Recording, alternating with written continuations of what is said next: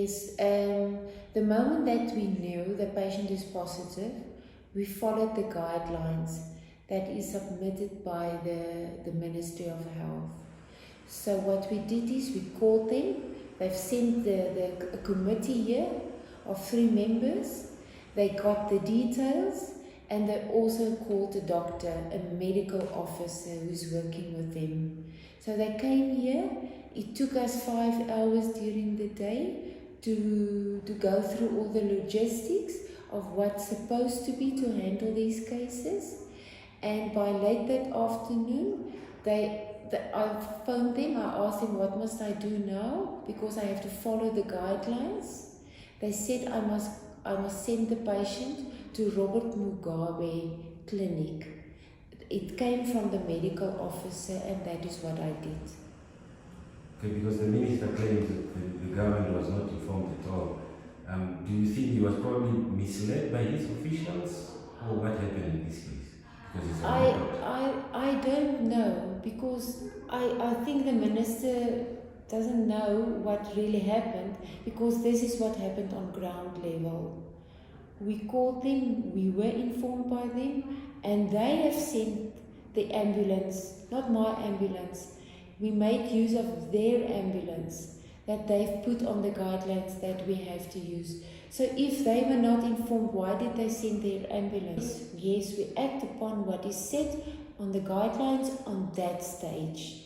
So what do the guidelines say in that case? We have to send the patients to the Ministry of Health. We have to inform them, and we have to send the patients to the Ministry of Health. That is what we did on that stage. For sure it was not the correct picture. It's not what happened during the day. We worked together. We worked together with the doctors that came here.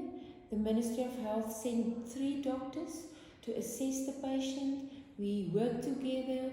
They wrote the script that must be followed on the other side, the medical script, not my doctor. So I don't understand where this comes from, because we followed what their advice was on that stage. Exactly. So we have an isolation room when the patient, when a suspected case comes in. We don't send the patient to the hospital, into the hospital, because we also have to protect the rest of the other patients that is here. And then we have prepared, it will be ready by Friday, another ward that is totally isolated according to the guidelines, where we can admit 7 patients.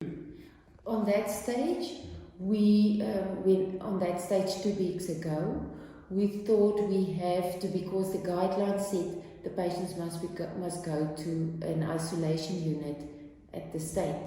So we didn't have an isolation ward on that stage. But after a meeting with the government, they made it clear that we have to prepare as well. So that is why we converted 1 ward into an isolation unit for COVID-19 patients.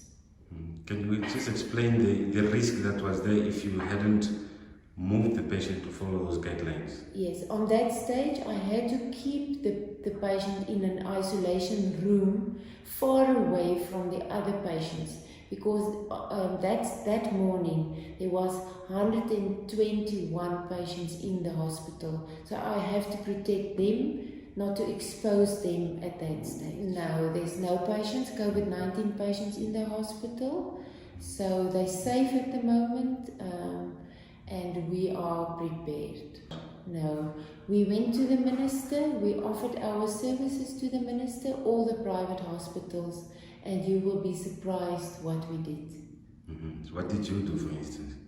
That is still pending. Okay. From Lady Pohamba Hospital, we really want to take hands with everyone in Namibia, with the public, with Ministry of Health, and also the private sector, because we're facing a crisis and we have to take hands and work together. That is what I offer. Thank you.